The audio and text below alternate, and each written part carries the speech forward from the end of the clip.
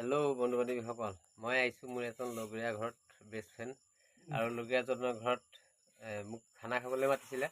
খানাটো মানে মই এনেকৈ কৈছোঁ যে অসমীয়া খানা বনাব দিছোঁ, যিটো নৰ্মেল মানে অসমীয়া মৰ্ণিং যিটো খানা, নৰ্মেল খানা সেইটো বনাব দিছোঁ।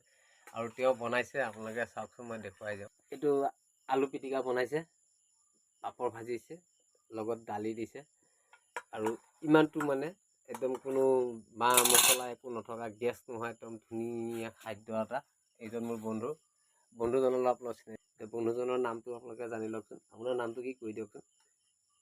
শ্ৰী শ্ৰী ৰাম ভূমিজ মোৰ নাম। তেওঁ আদিবাসী মানুহ, ভূমিজ মানুহ। তেওঁ মোক লগৰীয়া হয়, মোক ভাত এসাঁজ খাবলৈ মাতিছে। কিন্তু তেওঁ মাছ মাংস কিবা গোটাম বুলি কৈছে। মই নাখাওঁ, আজি শনিবাৰ। গতিকে তেওঁক কৈছোঁ নৰ্মেল খানা এটা বনোৱা। তেওঁ নৰ্মেল খানাটো বনাইছে। সেয়া বনাই মেলি ৰেডি। আমি মাত্ৰ খাবৰ সময়তে ভিডিঅ'টো বনাই দিছোঁ। কিয় মানে আৰম্ভণিৰ পৰা কৰিবলৈ ভাল লগা নাই, দুইজনে লগতে লাগি ভাগি বনাইছোঁ। তেওঁ বৌ নাই, বৌ আলহী খাবলৈ গৈছে।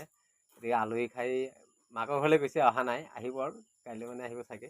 কিন্তু তেওঁ অকলে থকাৰ কাৰণে দুইজনে খানা এটা খালোঁ। কেনেকুৱা লাগিলে মোৰ ভিডিঅ'টো? যদি ভাল লাগিছে কমেণ্ট এটা কৰিব আৰু লাইক এটা কৰি যাব। গুড নাইট, আজিলৈ বাই। হা দে নামাতো কিবা এটা মাছ পাৰ ঘূৰি আছো।